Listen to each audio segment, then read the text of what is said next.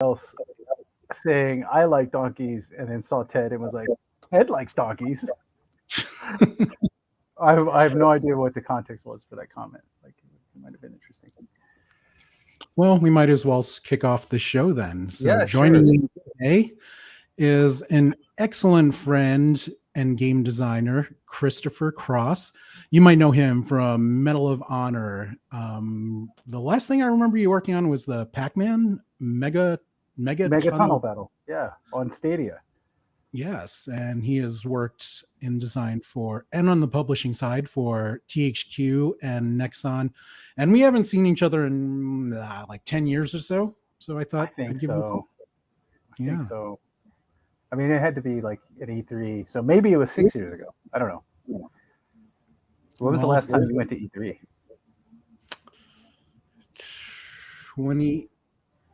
2019, maybe 28. When did the pandemic start? 2020. So it's all a blur. So maybe It is all a 2018. blur. Maybe I saw you at 2018 because I mean, all I do at E3 now is walk between the halls and go to the Marriott to catch up with everybody. And now I'm covering your face. So I'll Yeah, get that's rid okay. of No, it. I'll sit up. No worries. I'll adjust. I'll sit up. I have a tendency to slouch during the day. I need to get a standing desk. Ah, yes. We all should. Yeah, my back has become an issue. Recently because of the pandemic or just age or habits? Just age. Like anything, it's never one thing once you get over 40, right? Like one leg is maybe a centimeter longer than the other. 20 plus years, 25 plus years of work making games. So that's like, you know, long weeks at a desk with minimal walking and exercise. Right? Unless you make a conscious effort to do it, it's not going to happen. Right. So, and just a buildup over the years of just not, Oh, by the way, though, it fixes itself pretty quickly for me now. Like, um, if I get back on my workout schedule, so like strengthen the muscles around my back, right? So, how has life been as a game designer during the pandemic? What challenges have you had? What advantages have you had with telecommuting and all that? So I've been consulting for a long time, Yeah. and the technology was already there. So I was already doing a bunch of telecommuting as far as like just working with teams overseas, working with teams here in the States. And what's great is like it's to be honest with you, in some ways, the pandemic didn't change my daily at all because I'm working from home. You know what I mean? Like I have a pretty regular schedule and I don't go to an office and I haven't gone to an office in years. So it's like nothing's different except the things that I have to do outside the house. Right. Um, but I do remember early in the pandemic driving around LA like that first month when it was locked down and going like, oh my God, it feels like 1984. Like there's no one, like the traffic is like manageable. Like when rush hour was actually an hour. Right. That must have been so weird to have no traffic during rush hour in LA. Like I remember when rush hour literally started. I mean, it was never been a full like just only an hour, but it was like 4:45 to like 6:45, and it was 2 hours when you were like, if I can avoid driving, I will. Yeah, absolutely. And now it's might as well be 24/7. And if you're in the 405 at like any Whatever. time from like 4:30 to like 7, 8, You're screwed. it's a You parking might as lot. well. Yeah, but I don't even bother. Like there's only like a window like somewhere right before lunch or right after lunch where it's kind of like it flows. Kind of. as best it can. Yeah. Um, I guess but one of the things, have you gotten more opportunities to play golf? I know I've been noticing in your Instagram the last few years, you're posting a lot of golf pictures. So I haven't gotten more opportunities to play golf, but what's interesting, and I like to say, like golf got really popular as soon as Yeah. lockdown hit, and so like I'm happy for golf. I'm unhappy for me because I used to be able to like, oh, dude, it's 2 p.m. Like I'm done with all my work for today. I can go. I can just walk onto a golf course and play, right? And like a good amount of the time, play by myself. Right. Where it was like I could just practice or decide to be serious or not serious or whatever. The state of golf in LA right now is you have to plan ahead at least a week if you want to Really? get like a decent tee time, and in most places you have to plan ahead at least 10 days. Same with cycling. Yes, cycling got super popular too. Totally. Basically, Like things that you could do solo that right. are outdoors and you can do it socially but still be about like quote unquote kind of alone, right?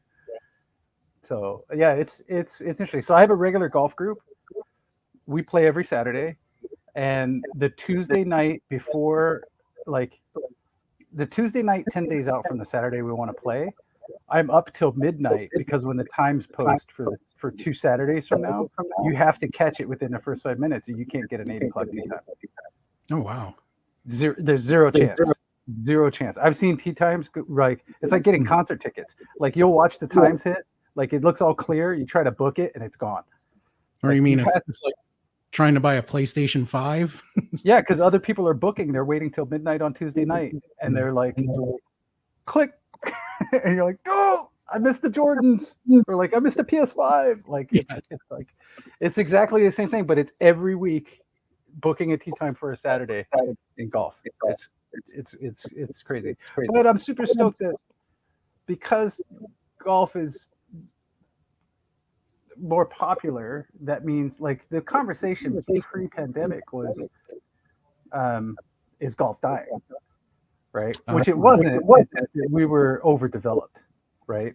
Like I can throw a rock and hit like 6 golf courses, and I'm in the boonies in LA.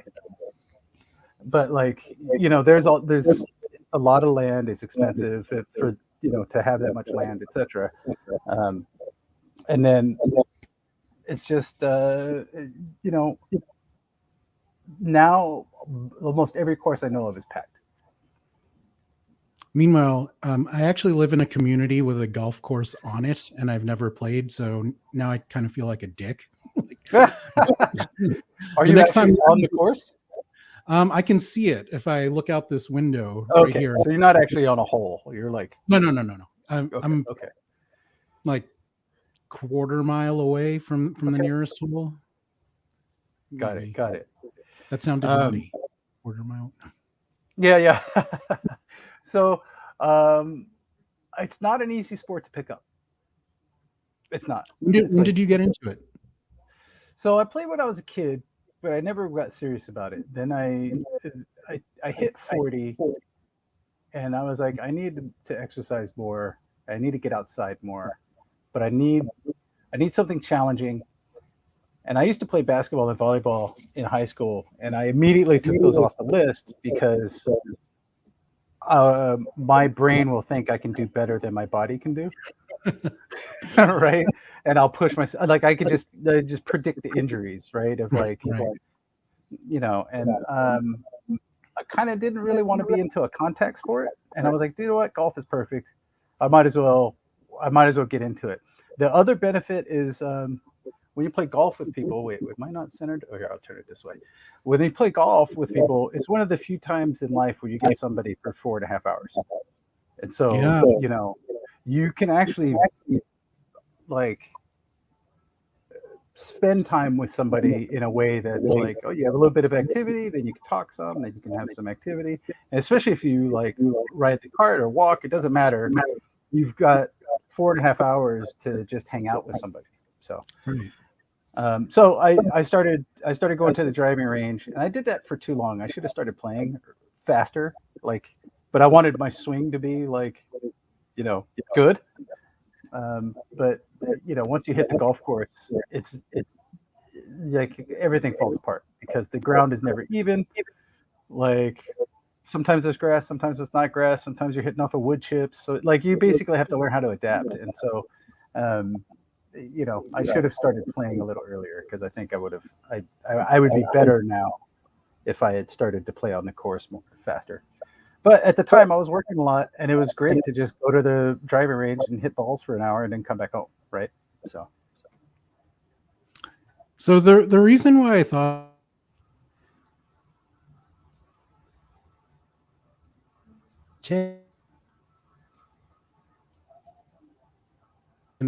Cross up to. Oh, And, you dropped out for a sec. Can you back up ah, like 15 seconds? wow. Okay, so one of the reasons why I wanted to get you as my first guest is Yeah, that I was talking to our friend Ted, yeah, and we were just like, hey, what's Cross up to? We haven't, yeah. he's one of our favorite guys to hang out with, but haven't heard from him in years. And I wanted to use this as an opportunity to find out. But you mind if I give Ted a call? And Let's call him. Let's do I it. think it would be kind of Oh, neat to you see know what how he's. like I see the comments over here. I so badly want to drop emojis on them, but I like like just to respond to everybody. You know what I mean? Hey Ted, Hello. what's going on? I'm podcasting with Cross. Excellent. He can't actually hear you, but Yeah, I can hear him. Oh wait, but you won't be able to hear him. I got that wrong. Oh, got it. So, yeah. Ted likes donkeys. Cross wanted to know like why you're such a tall man, but you have such a small penis. How is that possible? Wow. That's kind of messed up. I This feels like a setup. Yeah. But no, he actually had a serious question for you. Are you ready for it? Yeah, I'm not. That's Wait, enough. did you hang up? Yeah, I did. I thought it would be funnier that way. Oh my God, we have to call him back in 5 minutes and troll him and ask him why he hung up on us. He Dude, might why'd you get hang up? it. I don't know. I thought it was funnier that way. No, we have to ask Ted why he hung up. Hey Ted, why'd you hang up? Yeah, that's messed up, man. Yeah. What's up, No, Ted? Why'd you do that? I think he'll get mad. Yeah, I think yeah. you should ask him next. No. Yeah. That's fun. And So then what are you up trade. to these days? Like, I noticed you started this podcast up again. What's what's going on? I have a normal human job now, not the wonderful world of gaming. I still do Okay. some mock reviewing, consulting every now and then. Sure.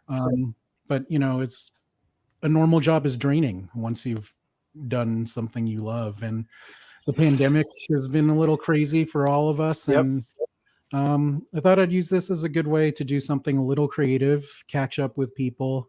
Yeah, And right on. in case I die, I have a record of Ha! of like all these cool people I've met. So my nephew can watch this one day and I'm like, wow, you knew Cross? That's awesome. That's sort of a morbid thought process. However, I know exactly what you're talking about. Basically, it dawned on me. I said, "Oh man, I'm getting invited to more funerals and weddings now." Yeah. Right? In your 20s, you're like, "Woo, destination wedding, let's do it." Now I'm like, "Oh, now I'm headed to funerals."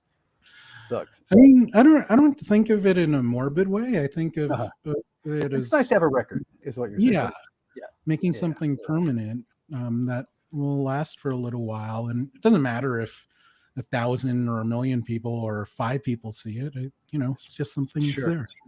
It's my brain that took it to a dark spot. That's all. It's the hit by a bus plan. What happens if I get hit by a bus? Yes. Yeah. There's something I've been meaning to ask you, but I never did in all the time I've known you. I have no idea what your ethnicity is. So I'm half Korean and half redneck. My dad was from Arkansas. He was in the Army. Oh, wow. And he was getting ready to retire in the early 70s. Met my mom in Korea, where he was stationed.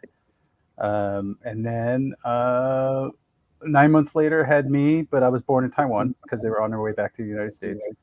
Oh. And then, moved to Long Beach. And then the rest you kind of know. So wait, I think I did know that you were part Korean because I remember I used to live in K-Town, and I remember talking about different spots. Probably. Yeah. So half Korean on my mom's side, and my, like I said, half Korean, half Razorback. So do you ever feel as kind of like a role model? Because you've gotten a lot of spotlight as a designer that not a lot of Asian Americans have had, and I think that's awesome. Maybe I don't really think of it that way because I've for me, as far as identity goes, I've always felt in between, if that makes sense. Because if I go and talk to, say, like a Caucasian group of friends, they'll almost always ask me what my like Asian ethnicity is, right? Like what part of that is. But if I hang out with a bunch of like, and this is not as true anymore, but when I was younger, you would go Yeah. hang out with like Korean friends. They'd be like, "Oh, you're Korean?" Right? And so it was basically I was always stuck. It was never like a push away, but it was also not belonging, right? So I don't Okay. like that thought process of setting a example or role model for someone else is predicated on the idea that you feel like you're part of a group, right? And I couldn't have had that thought process because I've always felt not only am I an only child, but singular in my sort of ethnic dynamics, right? Right. So, but it's also why I've had like uh, friends from all walks of life, right? Because I sort of identify with that nomad loner, like vagabond world roamer kind of mentality or sort of attitude or thought process.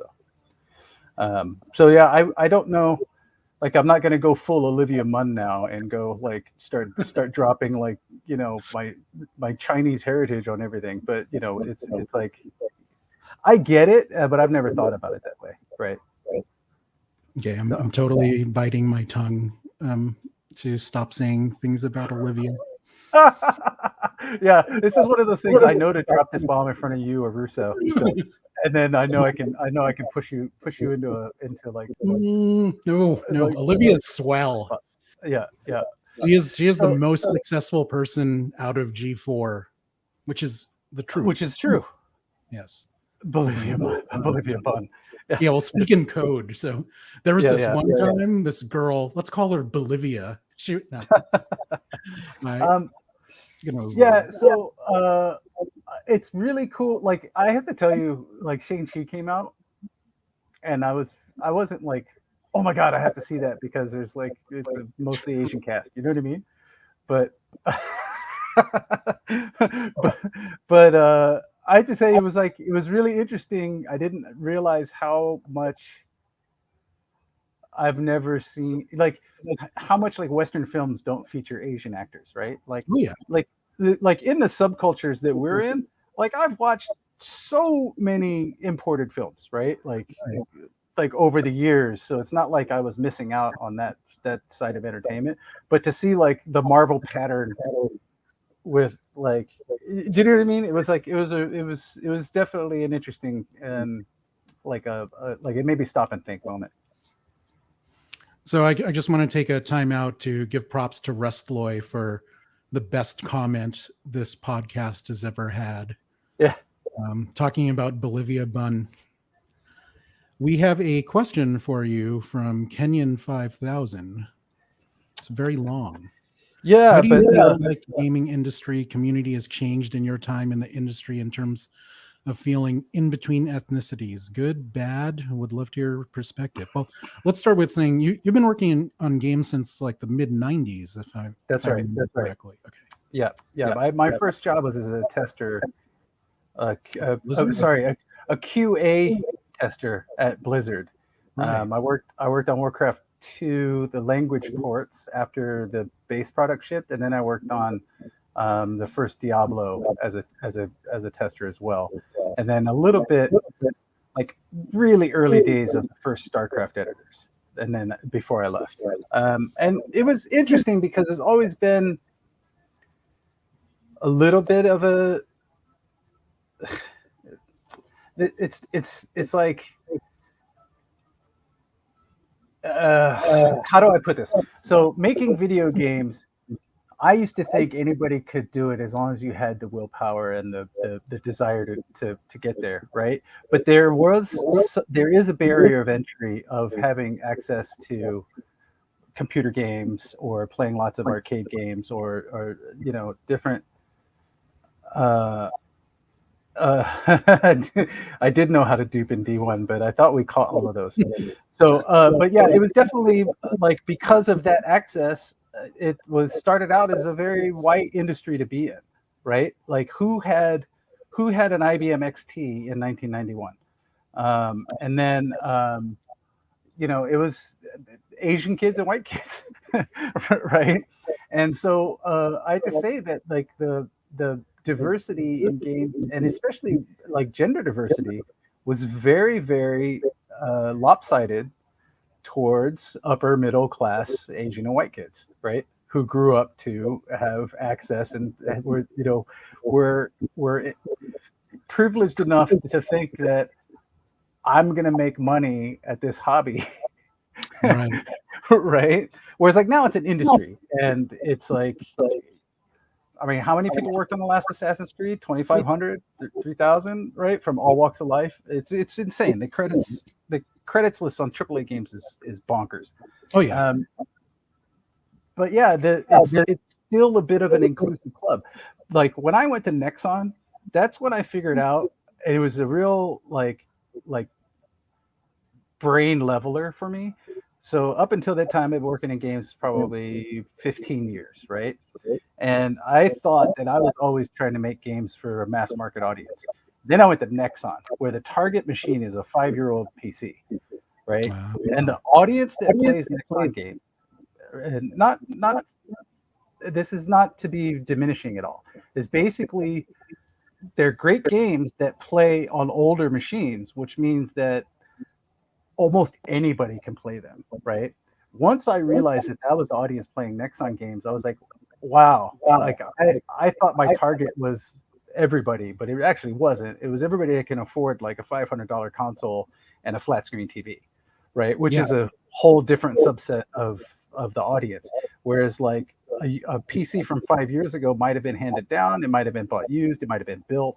Like who knows? If somebody's still playing a PC from 5 years ago, that says something about not having access to either a new PC, right, or whatever. And that audience, to me, was way more. It really opened my eyes about accessibility, as far as like trying to get games into the hands of everybody, as opposed to just like the 15 million Call of Duty players that buy it every fucking year. Nothing wrong with the game, but every year, come on, like yearly, it's not like even Madden players. I'm like, dude, every year, like it's same. But I'm still guilty of it though. I buy my FIFA every year, and I sort of stopped buying AAA large products because there's nothing. They hold no surprises for me anymore, right? Like it's not even entertaining. It's like working at a burger shack and eating McDonald's. Like you don't walk across the parking lot necessarily and eat somebody else's burger, right? And then I'm finding similar thoughts from a lot of game designers that I met around the same time as you, similar age as you. Is that you're not into the AAA box products? That's not what speaks to you creatively anymore. Yep. Why do you think that is, and what would you prefer to do? Well, no, I mean, I still play games. I just play indie games. I play lots of small, like high concept games that, or like roguelikes, right? Because this is going to be a little bit different every time. Like I was just playing Hades, like Slay the Spire, Enter the Gungeon. I love that because it also calls back to the old days, like old arcade days. Yeah. Right. Where it's like, I don't have a whole lot of time. Like I work a full day. I definitely want to play something, but I don't want to like sit through a 3-minute loading screen to then have like 4 conversations with mannequins and then like, like spend 20 minutes running through like a shanty town, like whatever, shooting the same shotgun I shot in 2012. Right. Like, it's like, I just don't have time for that. I'd rather cook something, or find a new recipe, or play a game that I can play in 20 minutes, right? So, or go hit golf balls. How about that's for the games you play? How about for the kind of games you want to make? Has that changed? Oh, it has. I don't ever really want to work on another AAA game because it's really an exercise in management and coordination as opposed to creativity. Right. Now, I'm not saying that like there's no art in AAA games. There absolutely is.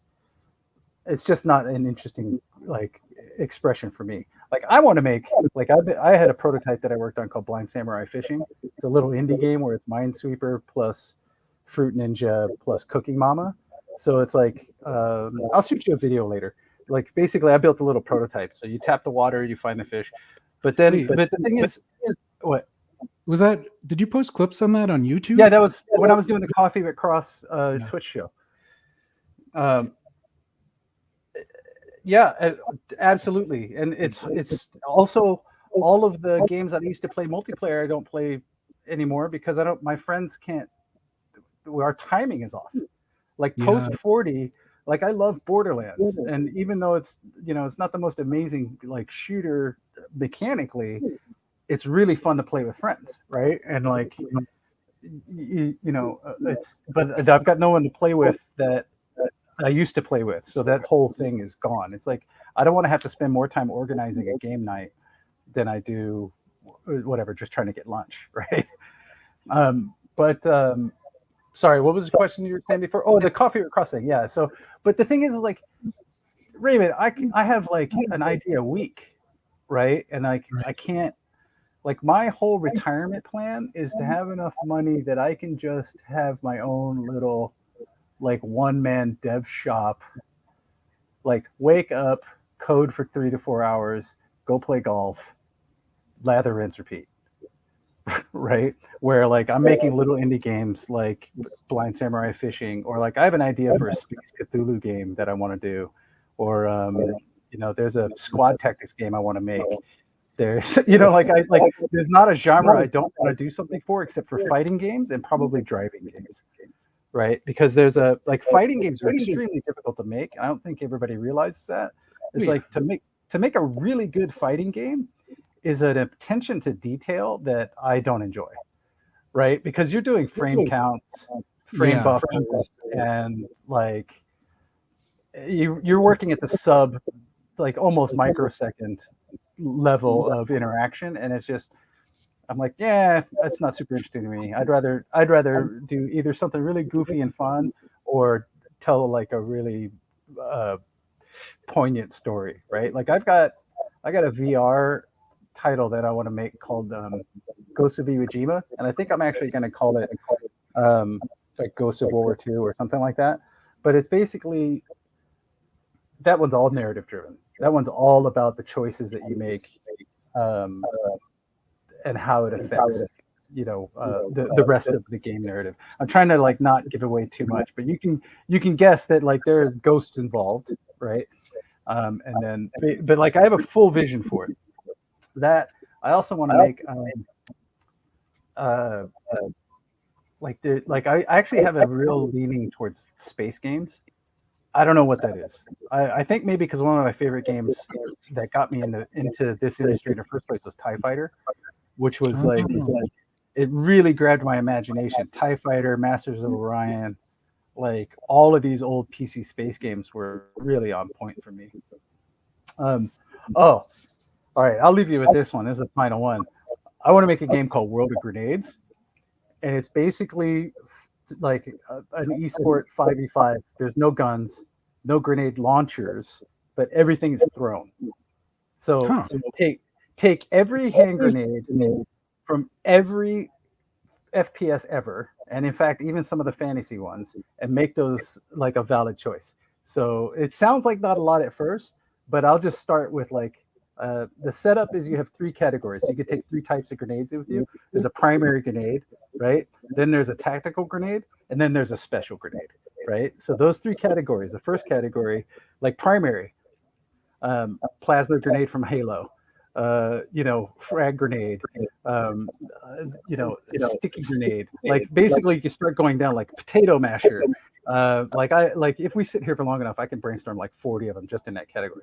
Then the tactical is going to be your stuff like flashbang, concussion grenade, smoke, um, you know, uh, oil slick, sticky floor, wall traction, so you can now run on walls. So we'll steal that from Splatoon, right? Like basically, you have this sort of like thing that's always going to help you with either mobility or like tactical vision, etc. Right? Then the special is where you put stuff like the Phoenix missile from like Unreal Tournament, where you can guide it, right?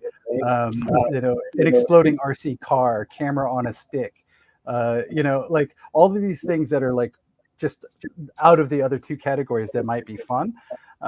Claymore mines, like etc. All that stuff goes there. So basically, the idea is you get two teams. It's a head-to-head like esports style game, right? So the meta is I'm going to take these three grenades. You take these three grenades, and together we'll have a full hit, right? So let's say I take one of my special grenades is like air pillow. So I could throw down an air pillow and it creates a bouncy pad, and then you can use that to like jump up somewhere, right? So like basically the idea is that you're using them all like in a teamwork fashion. One grenade feeds you, then you throw one to help me, etc. Like all the way around. And then I got a whole deck. I was like, it's got like 100+ grenades in there. Like one that spawns zombies, one that like spawns like it's like once you get into it, you're like, oh my god, I can make grenades from here till I die. Like it could just keep going, and you just let it go there, right? Like you let it just go crazy. But the whole reason why it's not on a launcher is because I don't want any noob tubes. I want you to have to like figure out the arc of the grenade, that sort of physics of throwing, right? And so like there's a heavy skill element in bank shots, lobbing over walls, like throwing things off of door jams, like figuring like actually like play with the environment as well. So in my head, I see it as a violent version of dodgeball with kind of. It's like take the fun of like Splatoon, mix it with like Rocket Arena, not the sorry, not is it Rocket Arena or is it there's one that came out that's basically like Quake 2 Rocket like it is Rocket Arena, right? Like which is the one with the RC cars? Rocket League? Rocket League. So it's not Rocket League that I'm talking about. I am talking about Rocket Arena. So it's like Rocket Arena mixed with Splatoon, and then basically like bonkers out of this world, right? Like just go crazy and like basically every month release a bunch of like grenades and stuff. But I would make all of the core capability elements always be free, and then like I'm a very generous monetization designer. Like basically you should be earning plenty of stuff to keep you occupied, and really only want to like philosophically the way I feel about monetization is you should be happy to pay because it's something that brought you joy in your life. Mm-hmm. Right. And so you should like it's almost like yoga class for free, give what you can. It's like I wish that we could do games that way, because then you're not worried about squeezing wallets out of the whales or also squeezing pennies out of like people who can't afford it. Right. It should basically be the community around the game supports it with whatever they can, because they're giving back to you the joy you gave to them. Right. So but that's so idealistic. There's like nobody in the game business would ever like hop onto that bandwagon. Glad you're thinking that way though, because so many of these companies that publish free to play games, it's all about whale hunting. Yeah. So one of the things that like I mean, I'm no longer really a lead designer. I'm much more in the creative director or EP sort of stratosphere now. But like one of the things that I like, the first thing that comes out of my mouth when somebody's going to design monetization for a game is I go, I don't ever want to hear the word grind. If you say that you're setting up something for a grind, you're already telling me that it's going to be painful.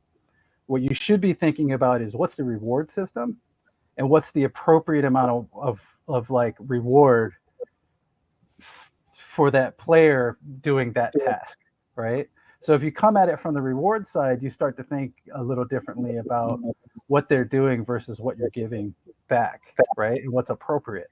But if you start out with like, I need to create a grind loop, you just set up a treadmill with an apple on a string that you fucking push, and then every once in a while it comes close to their mouth, right?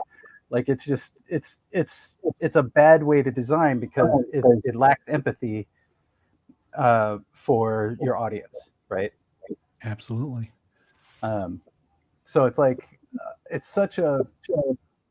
I just hate talking about monetization in that way, right? It's clear to me sometimes when we talk about it that way that the monetization was designed in a spreadsheet and lots of 3-letter or 4-letter like acronyms, right? Yeah. Oh, the ARPDAU of this thing versus the pay rate of the some shit and the blah blah blah, and you're like, dude, like, I get that, and people have to make a living at this, but man, it just doesn't make great games, right? Like Plants vs Zombies 2.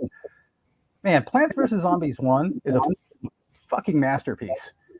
Like it is one of the things that I hold up as like a pinnacle of like a properly ramped game. Right? There are over 70 plus, I can't even think about it right now, like different plants in that game, and each one has a very specific use. And if I saw a picture of it, I could tell you what it's for. Right? But there was never a spot in playing that game where I hit a plateau and I was stuck because I didn't understand what was going on or what the plants were. Right? Like I see the plants they gave me and I'm like, oh, okay, I understand the puzzle. That game is so perfectly ramped, it's insane. And then Plants vs. Oh yeah, absolutely. Well, once they got bought by EA and they had to start being accountable to shareholders, that's where anytime those considerations come in, it can really screw with the process. And I'm not saying that anybody's evil. I'm just saying that the business directives change the goals of the team, right? So, but PvZ2, I uninstalled it as soon as I ran into the first pay gate, right? Because I was like, this game is no longer about like the exploration discovery of these plants and ramping. It sort of became like, how fast can I get to a paywall? And I'm not saying that PvZ2 was inherently bad because of that, but because I was such a fan of the first one, it felt like such a betrayal, right? Absolutely killed the charm for me. I don't know if you feel similarly. It's like the real world showed up, right? It's like the real world showed up in the into the fantasy world of Plants vs Zombies. Taking a step back for a second, you mentioned a couple of times Coffee with Cross. That was one of my favorite side projects that you had. I'll put the timer on up here. For the people that don't know about it, what was Coffee with Cross? So basically, you know the headspace that you're in right now, where you had a day job and you're like, I got to do something on the side. That's the headspace I was in when I started this, and I was trying to figure out a way to like unleash some of this arcane knowledge that I've got up here into the universe. And I was like, why don't I try Twitch? Right. And I made basically a deal with myself, a commitment. I said, okay, you're going to do a Twitch show for a year, 10 a.m. on Saturdays, called Coffee with Cross. So you wake up, you have coffee, and you make stuff in Unity for an hour, right? And then you talk through it. And the concept was it was going to be like the funnel cake factory at Disneyland. Like you can't really interact with that guy. You just watch him make funnel cakes, right? But it's like, but it's a process. It's like, it's not super complex, but you're just sort of entertained watching because you're like, look, it's bread and oil, like, right? It's a fatty, tasty treat. So, you know, and so like worst case scenario, I'm sitting by myself, but I get 1 hour of dev time in every week, right? Which sometimes turned into 2 or something like that, just because I was sitting there already. So that commitment was something that I was looking forward to, which was like every week, get up and do this thing. About 2 months in, I go, I'm on the wrong platform at the wrong time with the wrong subject matter, right? Because like I didn't really realize at that time that Twitch is actually a super long format platform, Yeah. right? Like the way it's applied, people do like 4 hours of streaming, 6 hours of streaming, something like that, right? And because I wasn't doing a scripted 1 hour thing, some of my shows are very like meandering around the topics, right? But I got the prototype done for Blind Samurai Fishing in several weeks doing that show, right? And that keeps paying off for me because it's a fun little video to watch, like, and it's also like I've still got that in my back pocket to finish off one day.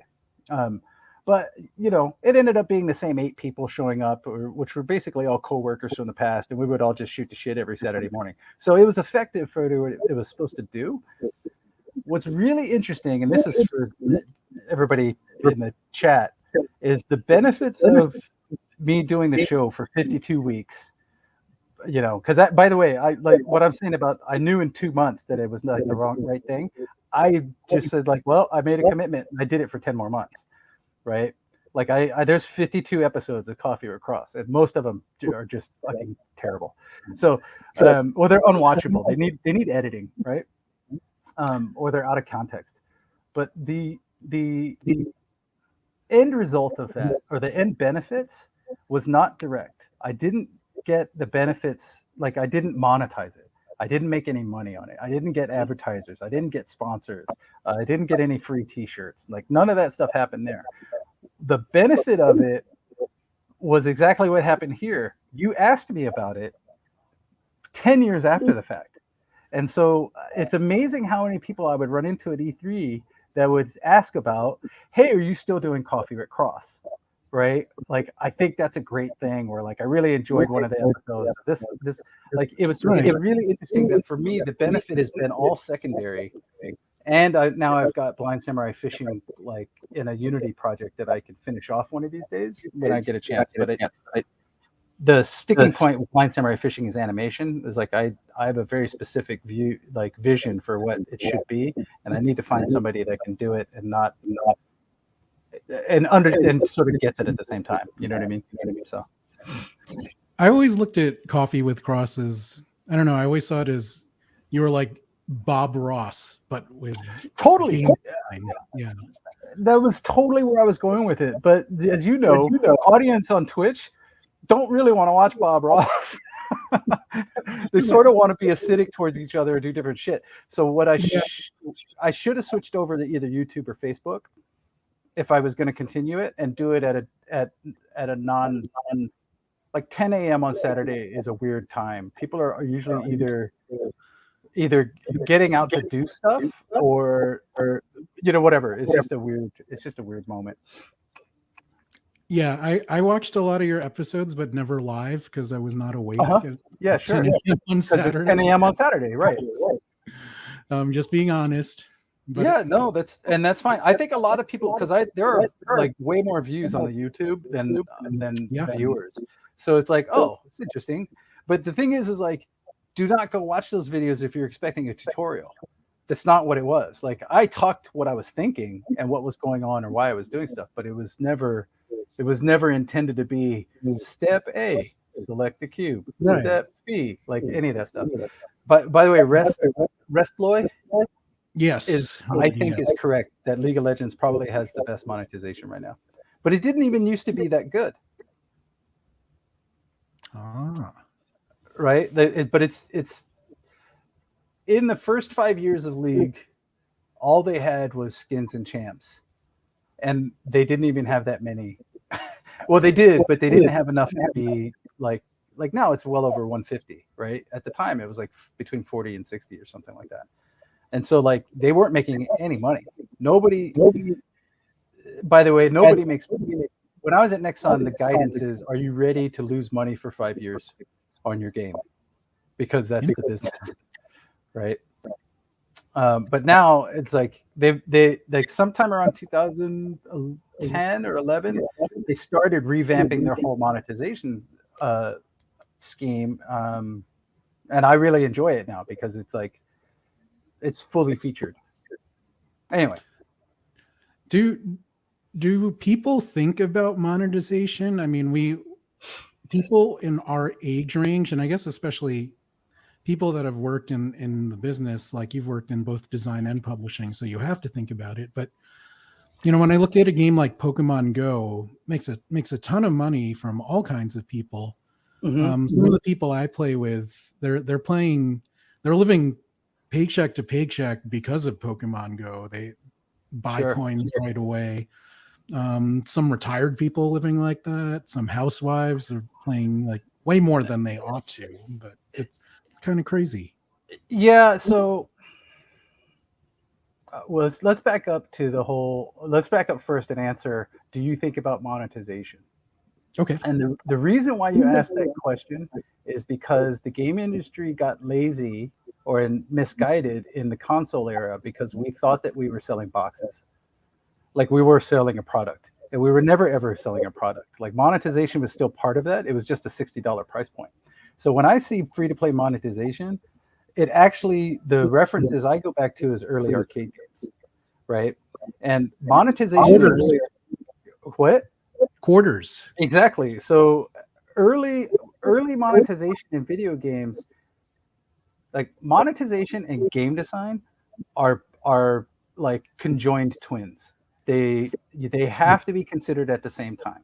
So like in the arcade era, tuning was considered in 15-second increments, and that 15 seconds was 15 seconds increments between quarter drops.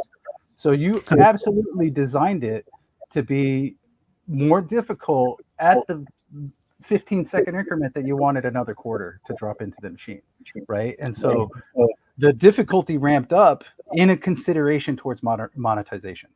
And so the whole business, it's not like it's ever been truly like an artistic or free thing. It's always been a business, right? And so great game design has always considered the value that you're providing to the player, not price, right? I'm talking about the value of the game. How, like if you're really good at your craft, you're like, I am providing 100 hours of entertainment, right? like that's the value of it. So the game design should be wrapped around the value, and then you should charge an appropriate price. The free-to-play mechanics can sometimes be extremely predatory, right? And they play on that endorphin hit. When, like, I think in my altruistic video game world, basically everything would be free and you work for tips, right? And it would be, like I said earlier, like you are returning the amount of money that you feel it was worth to get the joy you got from the game, right? And it would just be that. Like it'd be pure artistic entertainment. But it's extremely difficult. So total indie mind frame, that's for my retirement years, because then I won't have to answer to anybody. Right? Like I can make things that may or may not make money, and I don't care. Like I can put out like art projects because I'll be like, yeah, fuck it, dude. Blind Samurai Fishing. I don't have to sell you shit. You can just play it for hours. Right? Like, yeah, buy me a coffee. I'll just put a buy me a coffee button in there, and then let people buy however many coffees they want. Just let it be. And no ads. Dude, I remember in the early 90s when the internet was becoming a thing, and I saw my first banner ad, and I was like, oh, people aren't gonna like accept this. There's gonna be major outrage when everything has a damn ad on it, right? And then here we are, where I can't even browse web pages on like my phone without a pop-up blocking my finger from hitting the purchase button, right? Like I'm trying to give you money, Amazon. Why is there an ad? Why did you just block me? Pop-ups, interstitials, restitials, mid-rolls. I can't stand it. It's terrible. Yeah. So it's funny. Gauntlet. Yeah. Talking about monetization, there's this woman that I play Pokemon Go with, and she's like, "Yeah, this game helped me, get over my gambling addiction." I'm like, "Yeah, now you spend all your money in this game. It's the same shit." It's the same loop. Yeah. Yeah. It's like saying I started doing chewing tobacco to quit smoking. Yes. All right. I still vape, but yeah.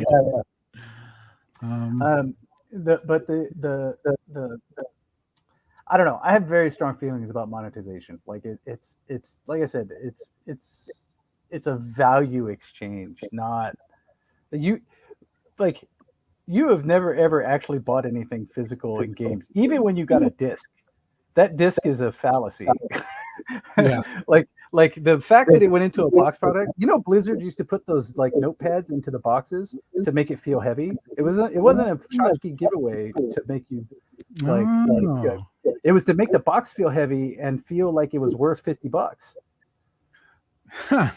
That's right? hilarious. I never knew The that. same thing with like big RPG manuals. Like when you picked up Ultima and you're like, oh my god, and it had like a 60-page manual in it that was super dense on like heavyweight paper. Because basically, when you're standing at the store and you pick up like I don't know what's another RPG from that time, like Eye of the Beholder, right? And then you pick up Ultima and you're like, oh my god, what's in this Ultima box, right? It feels so heavy. Like that's the whole reason that those manuals got really thick and heavy, and it cost money to make those, Oh and yeah. the whole purpose was weight. So Was to, and when yeah, you pick up the box, I never thought about it, but yeah, I bet there were a lot of people like this game is heavier, ergo it must be better. you don't even have to consciously think it. It's Yeah. basically it's a Yeah. subconscious thing. And so if I pick up two games, right, and one of them is Command and Conquer, and the other one is Warcraft, and the Warcraft one has a freaking pad of paper in it, in addition to the manual, it feels heavier, and my brain is going like, oh, this feels pretty solid, right?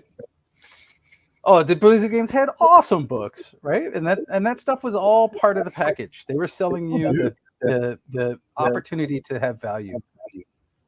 Like for Blizzard, I think Blizzard makes the best Exactly. special editions ever. Like They do. I love They their do. special editions. But they've always been great at product, right? Yeah. As good as Blizzard is as product is how bad Google is at product. Like it's the antithesis, right? Google is so bad at making product, and Blizzard is on the other end of the scale. Like I'm not saying Google's bad at what they do. They make great tech. They make all kinds of stuff, but their products are like they just they don't compare, right? Oh, the Warcraft 2 book is amazing. You know how many times I read through it before I got a job there? Many times. Okay, we have a request to keep bashing please Google. keep bashing Well, Google.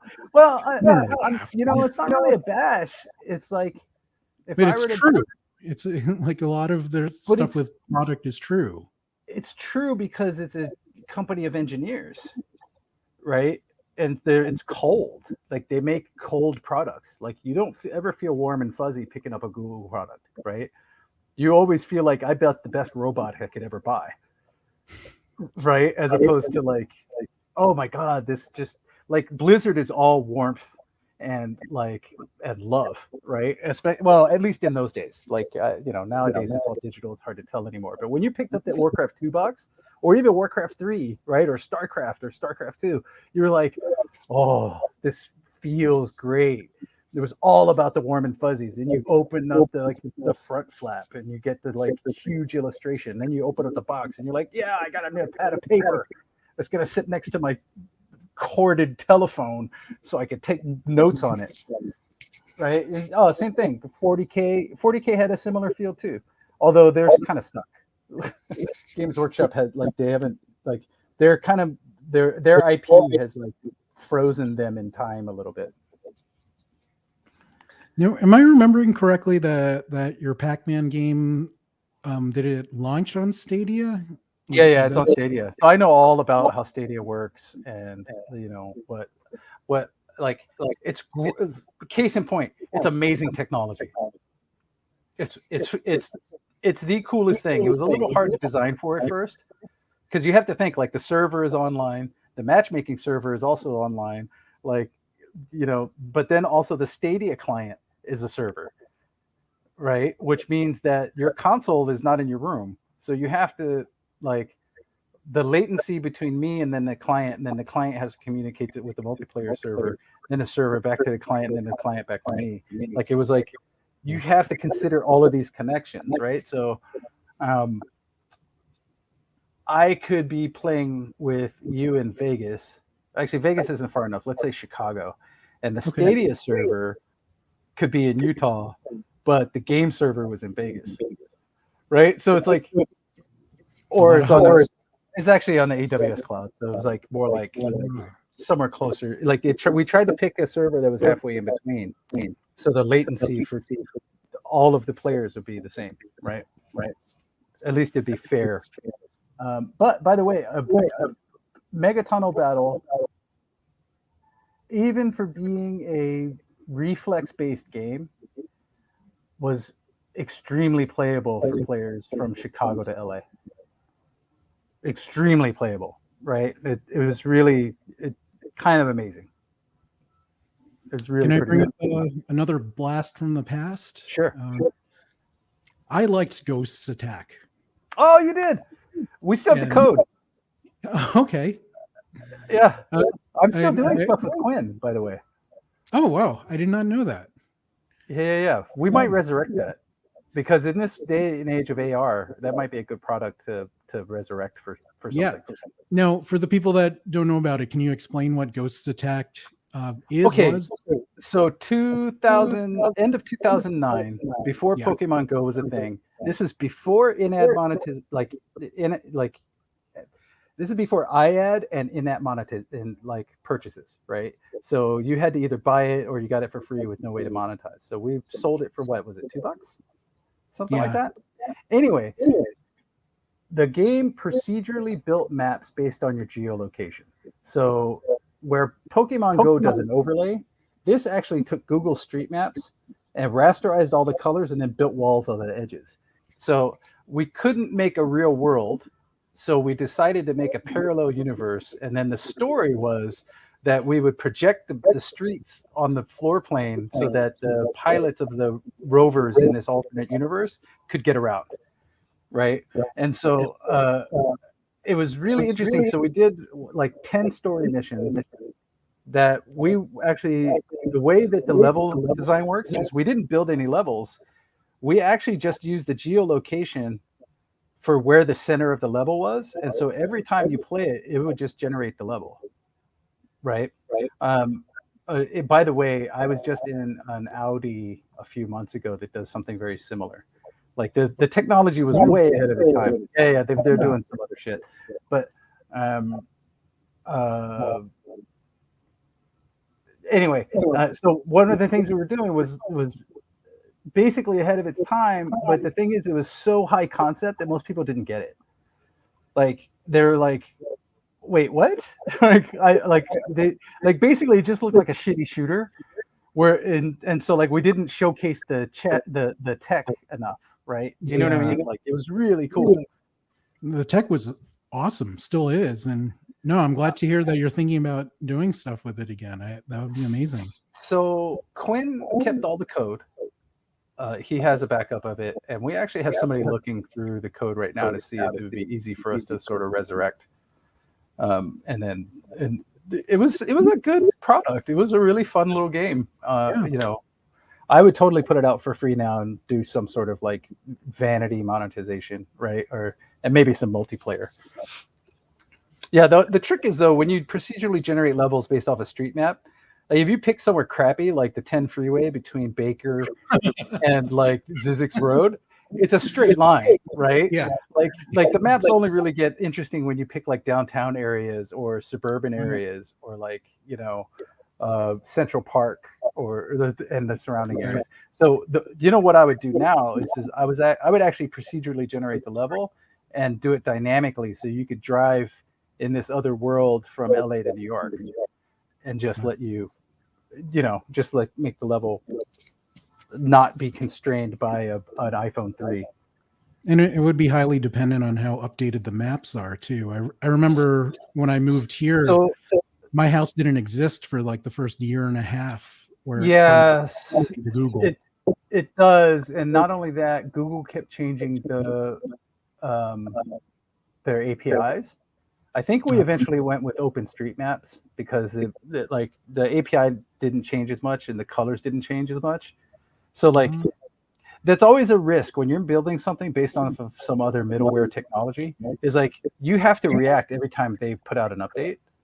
And if you're a small team, it was like 4 of us, right? 4 or 5 of us. If you're a small team, that's what put us under, is the fact that we had to sort of stay on top of this thing, essentially like updating it once every 15 to 30 days as the map updated. It became like untenable at that time. It's much more advanced technology now. We could probably just leave it now and just go, right?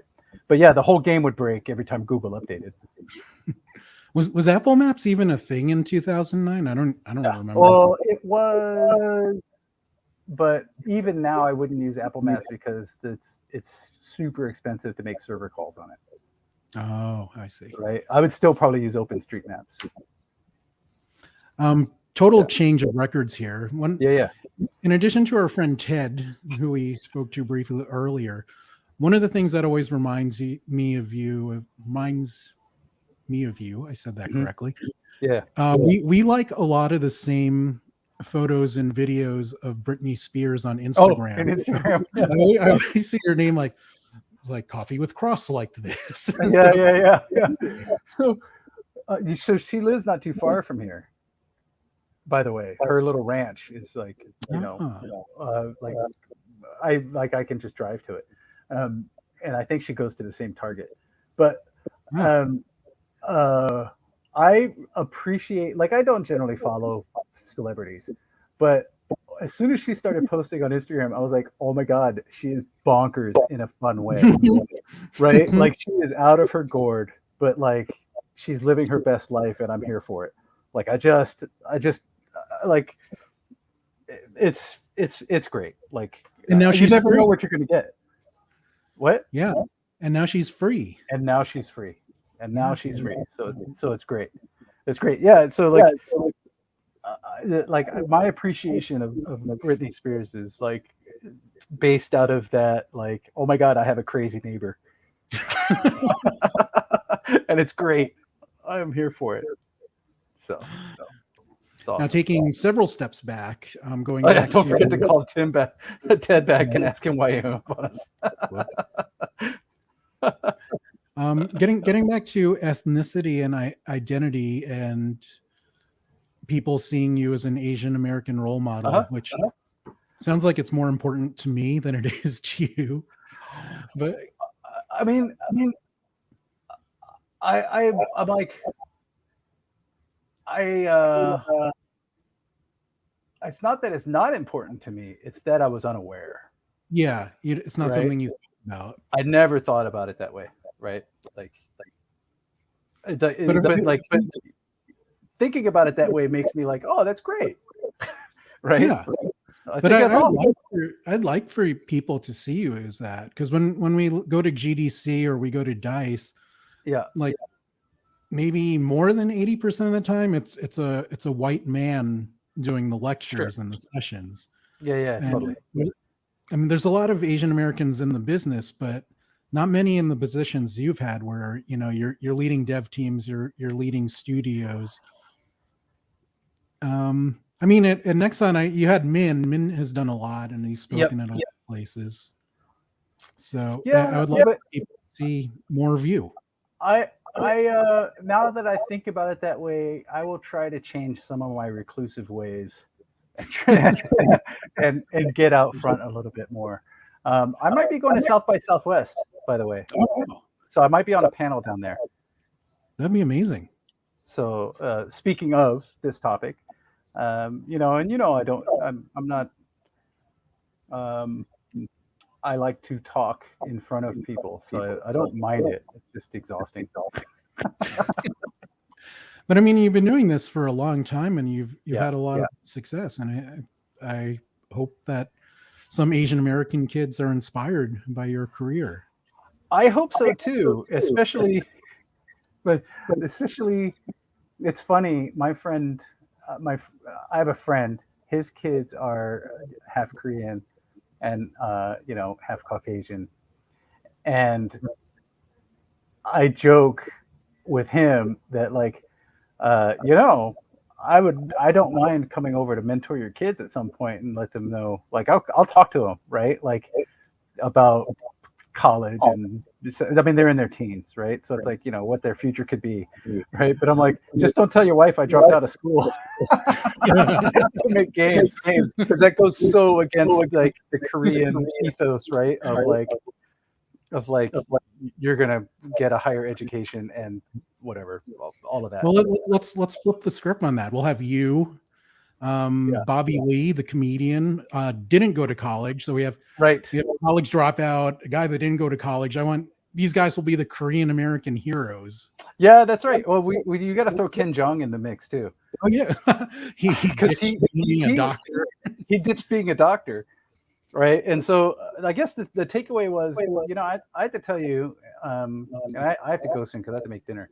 Yeah, When the question that I was trying to answer for myself was, what do I want to wake up and do and be excited about every day, right? And the deal I made was, I'm going to go get a test job, and I applied to 3 places, and I basically had to like traveling salesman, like car salesman, talk my way into a job, right? Like I had to like to get that first job was a lot of work on my part, of like persistence and, you know, like persistent pressure, and just like consistently making myself available for it. Like I went after that first job, and my plan was to work for 6 months, figure out what I wanted to do. Like, did I want to be an artist? Did I want to be a coder? Did I like, what position was it that I wanted to be? And then come back to school and then set that up as my major, right? Well, I screwed myself because I taught myself, you know, D-Paint and 3D Studio Max because it had just come out. And I was like, nope, I don't want to do this every day. Then I started teaching myself C++ and looking at the uncompiled code for the Warcraft 2 stuff, right? And like asking lots of questions there. And I was like, yeah, I don't think this is it either. I like solving problems. And then basically I met the game designer, and I was like, there it is. I want to be a game designer. And then I looked back at the curriculum, and I was like, and there's not a major for it. Right? Like, even if I try to make a major in 1992 or 1993, wouldn't have worked. Wouldn't have worked back then. It would have been more credits than you can graduate with. Right? Like it would have covered so many different topics that I was like, you know, and I'm not going to go back to school and get like 6 months at Blizzard, or a full year or a year and a half of Warcraft 2 and Diablo is worth way more in that 2 years time than a general bachelor's degree from UCLA, right? Like I could go farther in the game industry saying I worked at Blizzard on these 2 titles, and it did. It set me up for like the next, you know, it was a door opener for me for at least 5 years, right? Maybe 10. It was like the thing that got my resume pushed to the side for further questions, right? So I made the right choice, but I do always have a regret that I didn't go back to finish school, right? It's just not because I wanted the degree, but because I left something unfinished, and it's just my OCD just kind of like can't grasp it. Let's get you out of here on this. I remember 3 or 4 years ago you did a Reddit AMA, and you were very open about people that were making fun of your name. So do you, in the industry as a professional, have you gotten more jokes about crisscross jump or Christopher Cross sailing? So it's the same. This actually has nothing to do with the games industry. It's basically, that's how I tell people's age. Right. If it's a Christopher Cross joke and it's sailing, I know that you're my age up to 10 to 15 years older. Right. If you look older than dirt and you don't know who Christopher Cross is, then you're at least 68. Right. Or like you're like older than dirt.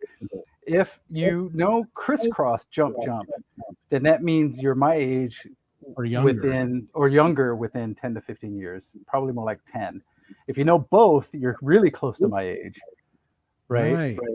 If you don't know, and depending on whether you look like you're 20 years younger or 20 years older, that's when I'm like, you're outside the range. You know what I mean? Right. In which case, I shouldn't be like whatever. Like just leave them be. Like Gen Z wouldn't know either of them. No clue. No Yeah. no idea. Right? They're like, oh, that song. I think I might have heard it once, but the joke won't come out. So I have to say, it's always been an interesting thing because there's two things going on there. One, like there are other crisscrosses out there, Yeah. and there's another one here in LA even. Is it the Marvel guy, the Marvel artist? I don't know. I know there's one here. Ah. Actually, here's a funny story. I'll leave you with this because what I was gonna say is it's all about my attitude and how I deal with the joke, and I've always seen it as a conversation starter and like an opportunity to kick things off. But I walked into World Cafe on Main Street when it was there one night, and I walked up, and the waiter goes, "Dude, you're such a dick last night." And I go, "What? What are you talking about? I wasn't here last night." He goes, "You weren't?" I go, "No." He's like, "Dude, like I swear to God, you were here last night. The guy handed me his card. It said Christopher Cross on it when he paid for dinner, and I was wondering why you were being such a dick." And I was like, "Oh my God, did you just get Star Trek? Did you get like doppelganger me in here? Like like?" And he looked kind of like me, like he was half Asian, same name, like you know, like it was wild. Never found that guy.